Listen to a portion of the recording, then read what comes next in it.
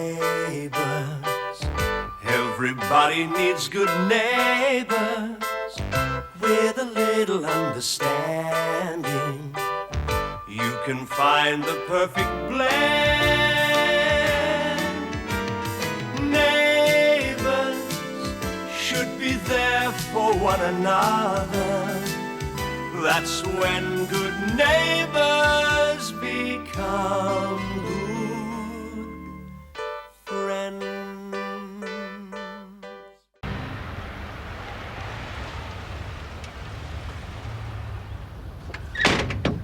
Bertha's running very well. You've done a very competent job, mate. Thanks, Uncle Jim. Well, I've had a lot of time to work on it, haven't I? Shame you had to sell the scooter. Oh, yeah, but I mean, I wouldn't have had money for a changeover engine otherwise. You sold that slick little bike. Yeah, well, Mel, one's got to make sacrifices. I mean, car's much more convenient for a lot of things, especially in winter. Yeah, I get it, dates and stuff like that. But you haven't got your proper licence yet, have you? Well, no, but it's under control. I'm going for the test tomorrow. Some of those examiners can be totally foul, but I'll give you some tips if you like. Well, yeah, that'd be good. But the test's at 11:30. I don't think we'd have time. Oh, not a problem. How about I drive you down to the motor registry? I'll give you some last-minute hints on the way. Yeah, well... Unless you've arranged to go with someone else. Well, I was kind of hoping the Jim might... Sorry, mate. Someone's got to keep the workshop open. Yeah, right. Well, you've got to have a licensed driver drive you down there when you get there. And I can help, Matt. I know I can. After all, I have been for the test 5 times myself. That sort of experience can't be bought. Yeah, I'll be a big help. All right. All right. Thanks, Mel. You come with me.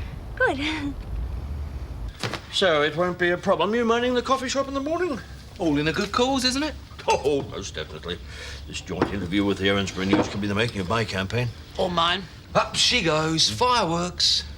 No, not at all. Madge and I have agreed not to let our candidacy for the local council become a bone of contention in our private lives, yeah? Anyway, it should be quite straightforward. Answer a few simple questions and that's that. Think so, eh? Why not? Happy families don't sell newspapers. This reporter's going to want dirt, controversy. You know, the sort of headlines they're always after. Husband and wife clash over council. Yeah, well, I'm afraid she's going to be very disappointed. Maybe we shouldn't have agreed to do the joint interview. Oh, why? What's wrong, my love? Are you scared that my rather superior views on local issues will overshadow your rather naive views? Don't be silly. Tell you what, after tea, what say we go through the Harold Bishop Manifesto? Make sure it's all clear in your head, like. Oh, well, thank you, Eddie, but that won't be necessary. I know exactly what I'm going to say. Would you pass the margarine, please? I feel awful. Don't expect any sympathy from me. Imagine how Melissa feels tonight. I didn't know the grog was going to make her pass out like that. She's lucky it wasn't considerably worse. Between the alcohol and the medication she takes for her epilepsy, she was in a very critical state. She's going to be all right, though, isn't she? Yes, but she had a severe seizure when she was regaining consciousness. You must take direct blame for that. It was Wolf's idea. Todd, this is your home. You should have asked him to leave. You could have refused to have a drink, but you didn't, and you encouraged Melissa to join you. Sharon's never going to let me speak to her again. I can't say that I blame them. What now? Where's Todd? Right. I had a visit from Dorothy Burke earlier. What is your excuse for wagging school? Well?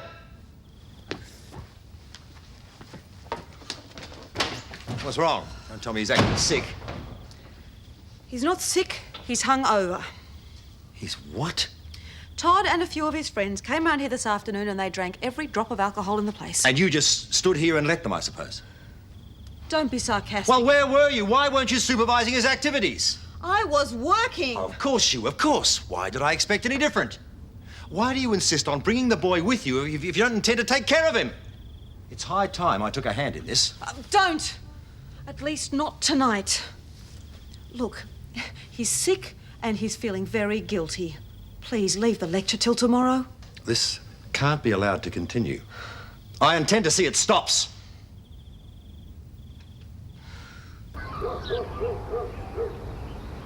A husband and wife in competition for a seat on the council. Presumably you have different ideas about government then. Oh, You no, see, I like I to take the believe that practical. people- That's it already, are they? Mr. Eddie Buckingham, our house guest. This is Mrs. Gorman from the Erinsborough News. Acting as ref, eh? I beg your pardon? Eddie's little joke, you know. This is a pair of real street fighters. No holds barred. Just make sure there's no hitting below the belt. Oh, bear that in mind. Let it go, off you go, then. Well, perhaps a good start would be if you outline your particular areas of concern, your policies, your experience, etc. Mr. Bishop, you first. Oh, yes. Well, now, I like to think of my platform as enterprise for Erinsborough. That's got a good ring to it, don't you think? Yes, well, progress is of the highest importance. We must encourage new investment, thus providing a good, strong tax base without impinging upon the quality of life that we've all grown to treasure. Oh, so you would have been opposed to the recent proposal to turn one of our playgrounds into a nightclub? See, we have a responsibility to respond to the needs of the small businessmen. For far too long, they have been overtaxed and underrepresented. You disagree, Mrs. Bishop?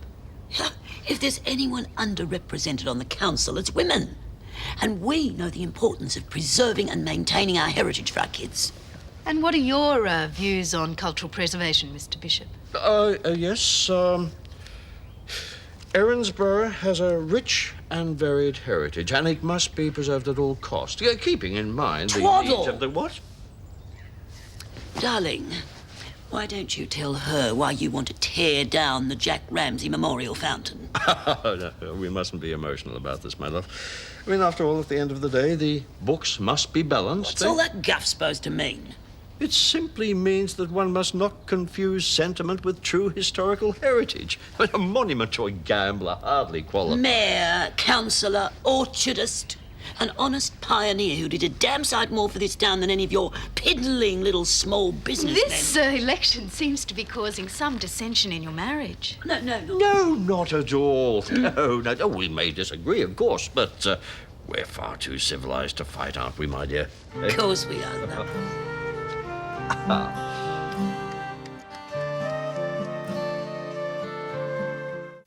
So you admit that you've been wagging school? Yeah. Where have you been? Out with mates. Why? It's 'cause school's such a turn-off. So you started drinking? No, that's just a once-off. I'm not going to do it again. I gave you credit for more sense, Todd. Do you have any explanation at all for your behaviour? Not really. Well, what sort of answer's that? You must have some reason. I'd like to know. It's just... What you're telling me is that you can't be trusted. You're not giving me a chance. You know the rules, and you choose to ignore them. Is that right? No. Well, don't just stand there with that stupid look on your face. Tell me. I'm trying to, but you're not giving me a chance. Well, how did you expect your aunt and me to react? You expected us to sit back and let you get away with it? No. What it boils down to is that you didn't think you'd get caught, did you? You thought that now that you're out from under my eye, you could do as you please. No. Just because Beverly is too busy to give you much attention, that's no excuse. It's not No, our fault. I know that she is busy with her research. And I know that she's insisted on you moving in here. But even if she's neglecting you, that is no Well, you have. Be honest, you have. I certainly haven't. I have a job just like you. Oh, don't give me that dedicated medical professional bit again. I've heard it all before. You choose the hours you work. You chose to take on that extra research, and it's your decision to spend time with another man. It's no wonder Todd's lost all sense of moral direction. That's unfair! Is it? Is it really? Deny that Todd's in trouble. Deny that it's due to a total lack of commitment from you. I certainly do deny it!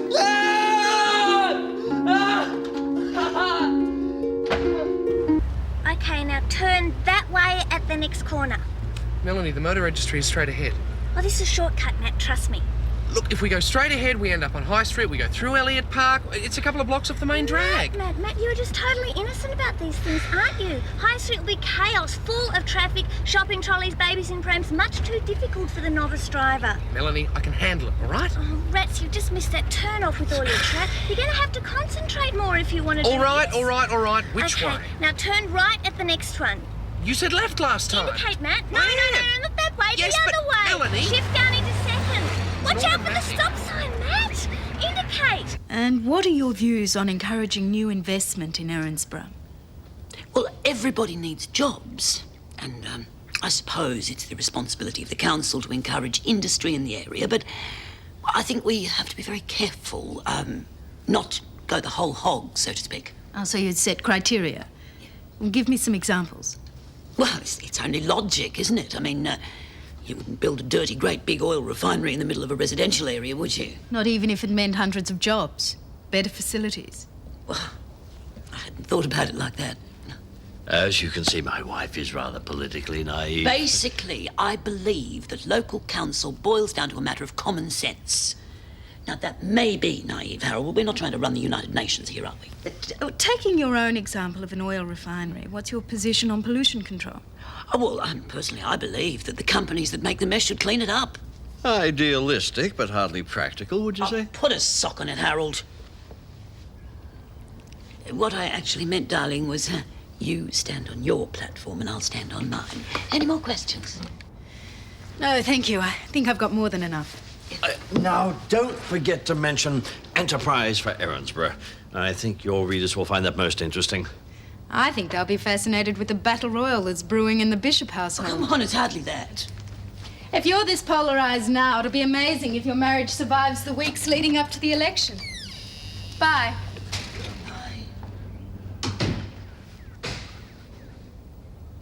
Remember how I said something about your painting tugged at my memory? Yes? I couldn't get it out of my head. And in the wee small hours, it came to me. Bingo. The story goes back, about 15 years. St. Valentine's Day, 1975. The date stuck in my mind. There was a theft from a private collection not far from Erinsborough. I couldn't recall all the facts, but I was almost positive that the painting was an Arthur Lansing. But you couldn't be certain. I can't be sure of anything at 3 o'clock in the morning.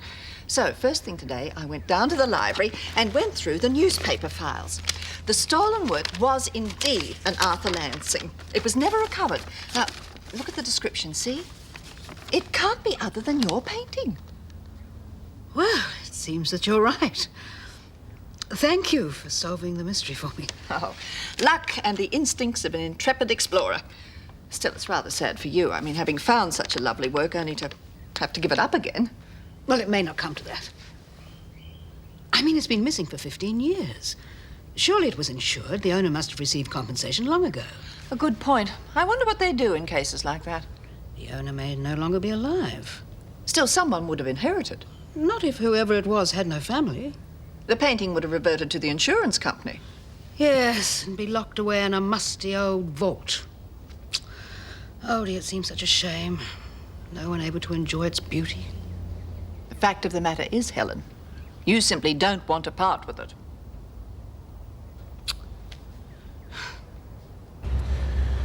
Melanie, have you got any idea where we are? Sure I do. We're just past the school. Which school? What suburb are we in? Don't panic, Matt. That's the first rule of driving. Just don't panic. I thought getting to your destination was. Oh, look, I found it now. We just go up past this little funny bit here. What? Uh-oh. Melanie, I can't see. Uh-oh. What? What? What's wrong? Cops are following us. Okay. Okay, no, it's all right. It's all right. We haven't done anything wrong. We're cool. Well, you did blink left before when you turned right. That was your fault. Look, don't worry about it. Pretend you haven't even seen them, okay? Okay? Melanie, you're not wearing your seatbelt? Eddie! Hi! Over here! Pull over! I want to talk to Eddie. Melanie, no, Pull we over! can't. I want to talk to Melanie, Eddie. we can't. Melanie!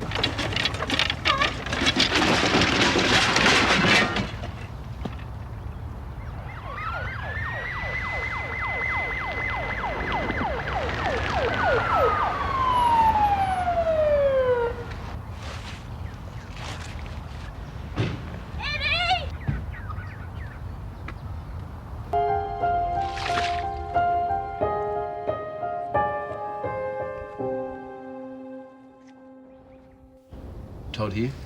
No. Well, where is he? At the hospital visiting Melissa, who, thanks to you, is a very sick young lady. She'll come good. After yesterday's performance, you're not welcome here. I don't want you hanging around the flat anymore. Yeah, and who's going to stop me? I will if necessary. Yeah. Well, there's other places. Todd knows where he can find me. Boy gives me the creeps. Thank you for stepping in. Yeah, I'm sorry about all the accusations before. Todd's usually such a good kid, and when I see him misbehaving, I just blew my top. I take part of the blame. Forcing Todd to take sides is an intolerable strain on a boy of his age. Yeah, it's a strain on all of us. But he's been through it all before with his own parents. It must be like an instant replay. Do you think I should send him back to Annette? Would that be better for him? Oh, no, he's been disrupted enough as it is. Just make matters worse. What would be best for Todd would be for you to come home. I'm not ready yet, Jim. We've barely spoken since I moved out. Nothing's resolved. No other reservations? No. Our marriage is important to me. I'm sorry. G'day, gorgeous. I've come to kidnap you for a picnic. Oh, hi, Jim. I didn't realise. No other reservations, right? Sorry, Bev. My timing's a bit off.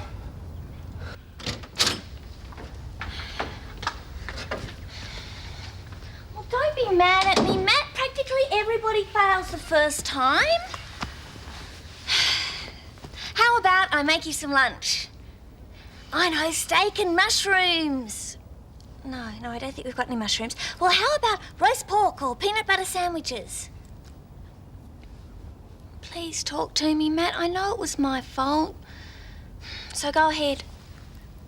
Hit me. Well, on second thoughts, don't.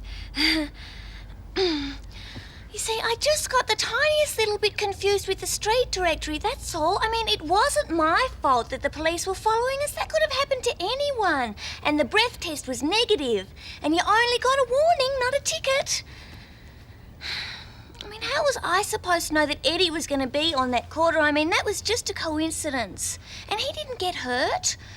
Well, not badly, only a couple of bruises. And we managed to save most of his food. So that's really good, isn't it? Onion, please, my love. Of course. If it's not a naive question, white or brown? Oh, brown, thank you. I hope you're not still smarting over those little errors of judgment you made this morning. I, for one, found them quite charming. Don't you think you sounded just the teeniest bit self-serving? No. Of course, mind you, I don't expect you to understand the difference between polite and politic, Tomato. Of course, I'm not the expert you are, but it did seem to me that you were verging on hypocrisy. And you, my love, toward fantasy. Not that I'm criticising, mind you. I just find that such idealism could be quite dangerous were it linked to any degree of power, which, of course, it won't be. How can you be so sure of that? Plate? Because you, my love, are so utterly transparent. I mean, really, fancy trying to get to Mrs. Goldman with that blatant attempt at feminism. Oh, yes. Well, it just so happens that we women know a great deal more about what's good for this town than you men do.